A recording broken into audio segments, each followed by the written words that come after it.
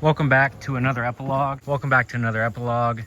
Today we're doing part 2 of our 100-part restoration series on the 2018 Yamaha Kodiak 450. So let's do a cold start and we'll get her fixed up. All right, so here's what we're working with this time. Right now I got rusty water hose water and dirt inside of the radiator cooling system. So we're gonna swap that out for some coolant. This isn't the right coolant these foilers take, I believe, but it might, I'm not a coolant expert. It's probably better than hose water.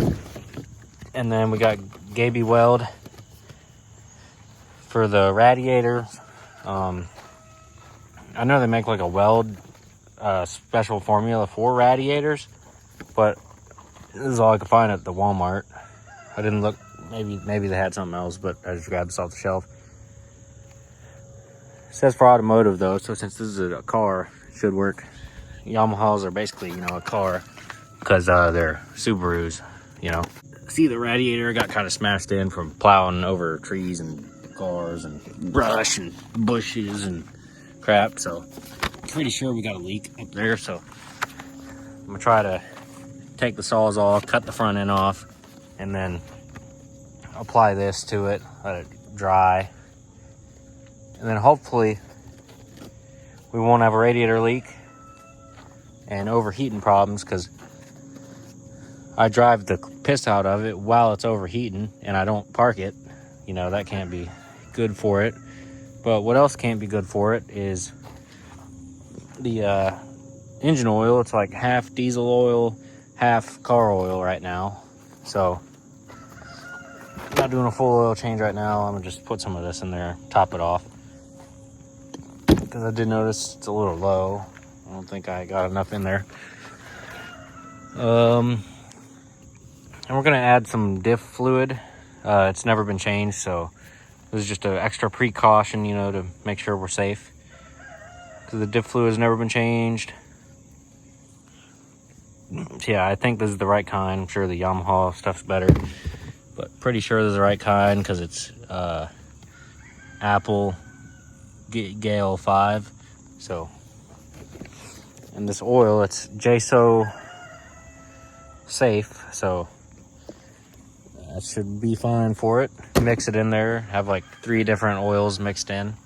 That should be real great for it. So yeah, restoration, here we go. Where do we start? Probably need to JB Weld the radiator first before changing the coolant, flushing the coolant. We'll start by adding the motor oil. Hope I don't add too much. It's freaking scary, freaking dirt around the dipstick got in the engine. Be careful. There's the oil level currently, pretty much nothing on the dipstick. I don't know how long I've been driving like this. I don't know, I never check oil, I never change oil. I just, it ain't necessary. No idea how much of this we need, but it looks blue.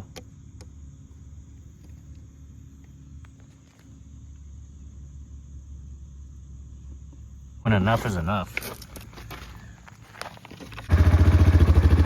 All right, might have underfilled it, might have overfilled it, might have got it just right. So we'll let it run a second and recheck it.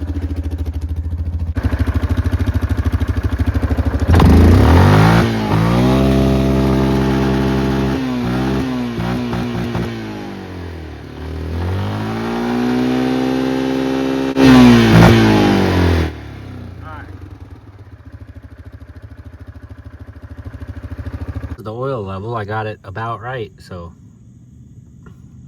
should be good. I think that's good. We'll recheck it here one day. Today, maybe tomorrow, maybe the next day, maybe the next month, maybe. I don't know.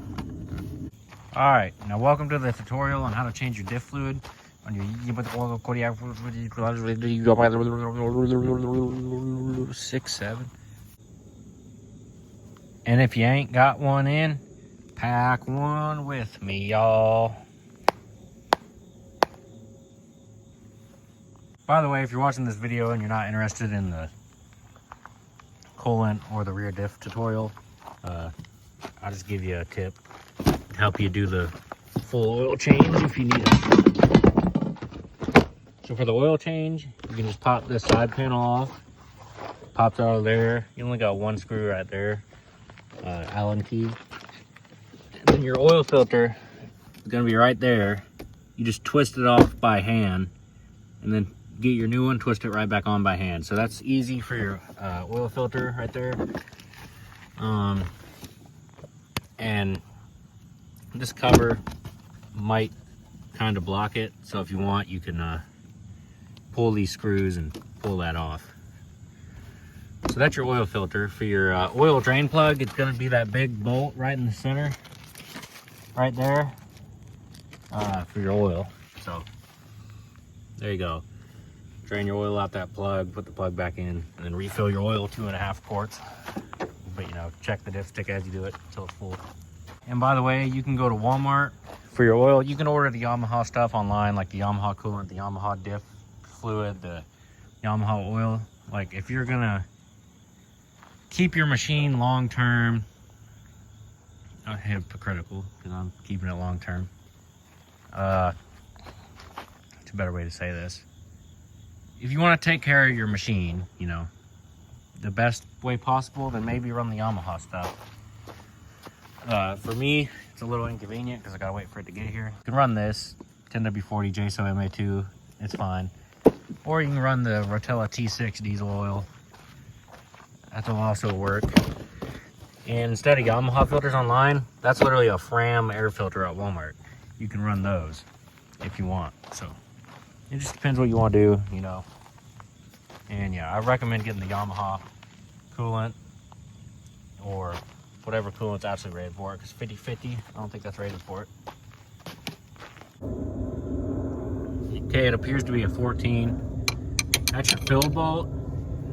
If your Kodiak has the hitch receiver equipped on it, to get more room, you can pull these bolts and pull your hitch receiver off if you need to, if your model is equipped with the receiver. And then for the drain plug, right there, 14 as well. Loosen that up, drain your fluid out, and then add your fluid there. Now normally I drain all my oils into my driveway. That way it can sink down into my septic tank and, you know, mineralize the water, keep us healthy long term. But my creek needs some more fertilization because I dumped about 10 gallons of motor oil in there about a couple years ago. It's been a while, so I need to put more in the creek to keep the fish happy. And yeah. I also got a couple car batteries in the shed I'll take down there and dump in the creek as well.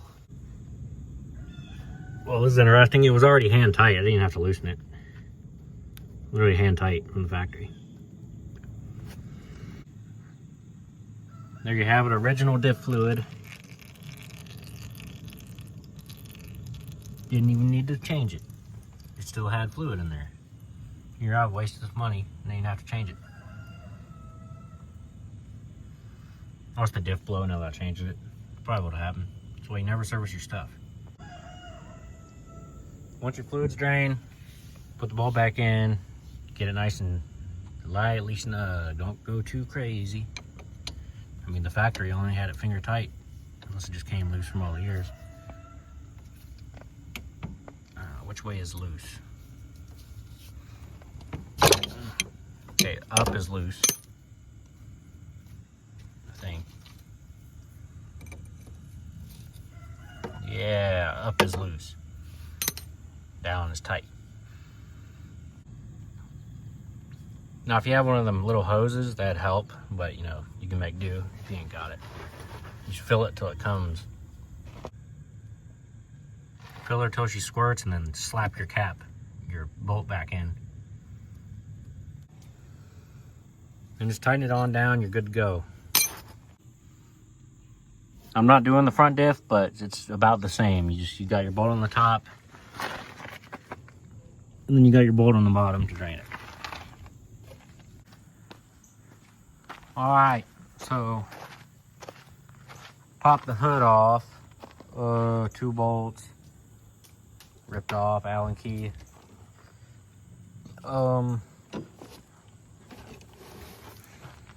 Ignore that. That's just the air compressor hose because I had to steal the original off to fix the generator during the Hurricane Helene. And then pop the hood off. I hooked the strap to a tree and yanked it in reverse. This bumper was sunk in. I got it pulled out a little bit. That way I could have room to try to pry this out and fill that with Gaby weld. So I think I got it in there kind of decent. Hopefully it's sealed after it dries, and hopefully it's good. And hopefully there's not a leak on the other side because it's kind of smashed in two. And then this right here cracked as well. So I got the Gaby weld on that. Hopefully it seals it up and does fine. I also got the JB weld on my hands, and I washed it off for 1 minute. It's still kind of on my fingertips, I can feel it.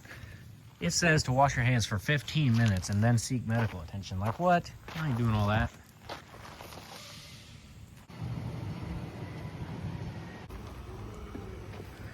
Welcome back to another video today.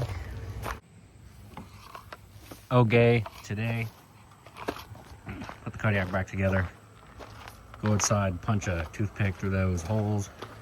Make sure nothing's clogged up. Clean this out and put it back on. Looks like we got good flow. Is it leaking? To get this cover off, to drain your coolant, it's just gonna be these 3 8mm. This also can help you if you ever gotta do an oil change. Then to drain your coolant, I'm not sure exactly which one it is. I think it's this one right here. I got it on, I'll let you know here in a second. Okay, yeah, it's that one right there for your coolant drain. I'm gonna flush a little bit of water through the system, then a little bit of coolant, and then top it off. You can do that by, coolant fill is right there, so there's a few ways you can go about this. If you have a brand new machine, see what I did on this one, I cut with a razor blade a notch so I can just peel that back and fill it from the top. If you have a brand new machine, you don't want to go abusing it, you can take your rack off and then take this top plastic piece off. It's really not that much work to do. Or you could probably get like a funnel hose and fill it in through the side here if you don't want to go doing what I'm doing. But for me, I just peel this out. See, fill it right there. See, you just get it rinsing out there. You should never put hose water in your boiler. I think you're supposed to use distilled water or coolant.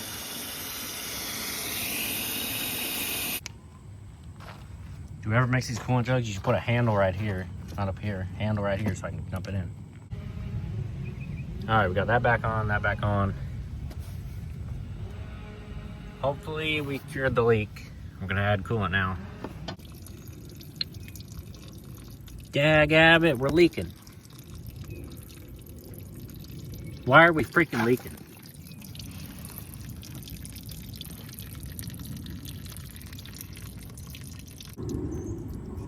Might not be screwed just yet. The hose flew off the bottom, it fell off. All right, so look at this place. It's practically held together by tape. But hopefully the hose stays on. I don't even know if it needs tape, but the pin got lost, so hopefully that hose don't fly off. All right, there we go. Hopefully we don't have any leaks and overheating, and hopefully it's all good to go. All right, so far so good. We're gonna drive it a bit and see if we see any issues.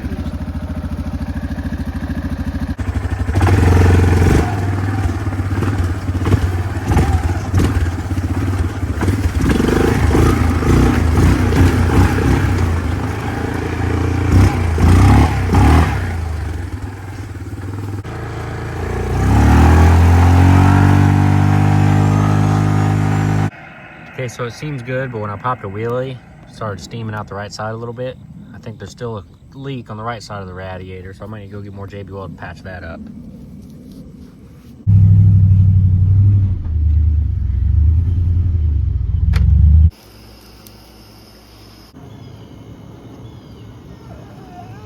More JB Weld, some more tie zips.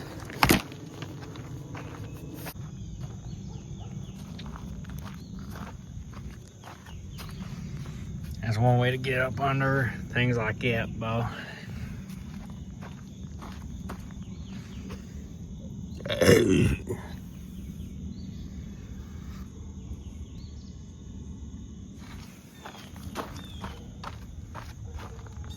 Yeah, Bo.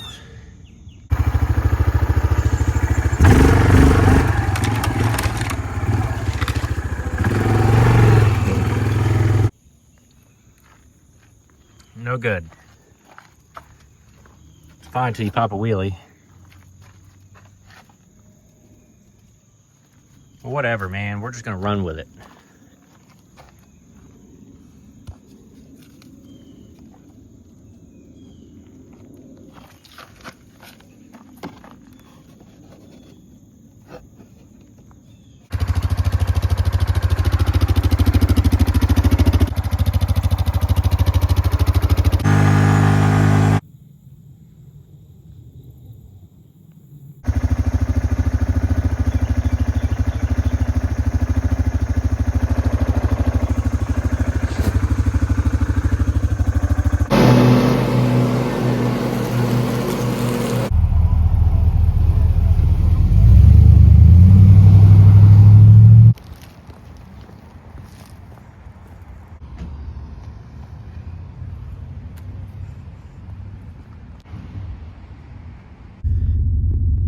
Don't ever go to Ross. What an absolute shithole. I went in there to buy shoes. I looked up online, do they have running shoes? It said yes, so I go in there. Bull fucking shit, they don't have shit. They have a bunch of used, ugly, dirty shoes on the shelf that are fucking 20 bucks, garbage shoes, and not a single one in my size. What the fuck? I go to Morgan's. They didn't have a single nice set of running shoes in my size. And now where do I go? This is the struggle of not being a woman. You don't know where the fuck to buy shit. Change of plans. I see a place called Hibbett over there with a Nike logo and an Adidas logo. So we're gonna go see if they have shoes. Because Academy Sports is way the fuck over there. There is a Skechers there if I get really desperate. I don't even want fucking Skechers. Remember in school the kids had the light up Skechers? They're fat. You would not believe it. I went into the store called Hibbett Sports. Absolute shithole, and there's my fucking turn. God fucking dang it. It's okay. Alright, let's try this shithole. Hopefully they have what I fucking need. Alright, we're trying Dick's Sporting Goods. The last shithole. If this ain't it, then fuck.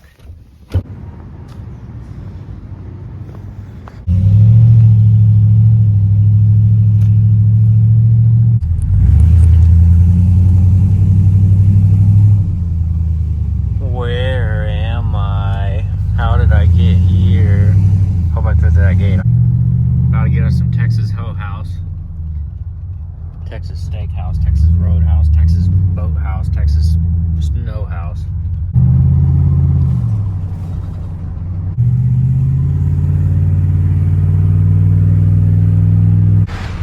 Right there is where Donald J. Trump held his rally twice.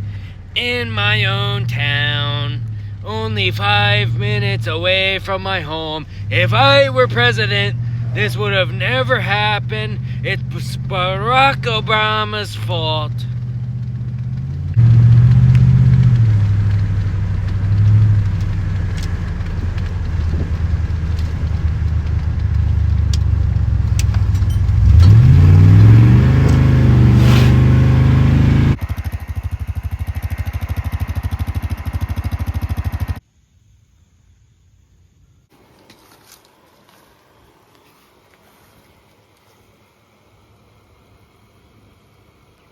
Today I'm going to show you how to put on your headlights on your four-wheeler. So, get into it. Rang, rang, go away, go away.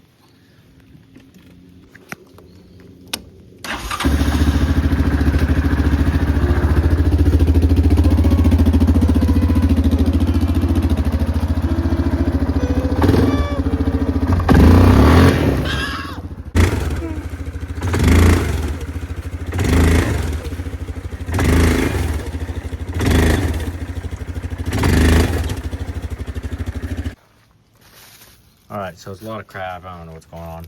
I had a set of these on the four-wheeler before from a different brand, and they worked for a little while and then broke. Busted them off or something. Try to do these ones more professional. Hopefully they last. Okay, so it took me a minute to figure out how I want to mount these. I don't know.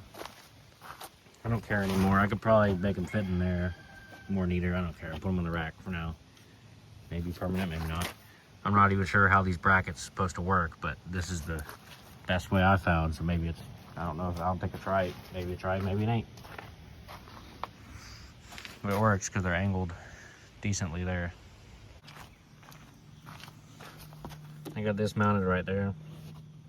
Previous ones drilled into the frame like an idiot. I don't think I had to do that. I think that should work. All right, they work. You can mount that right there, hook your red and black to your cable, run the wires, run it to that way, connect it, run it to this way, connect it, and then you got your switch. All right, final product. Slapped it together, got a switch right here.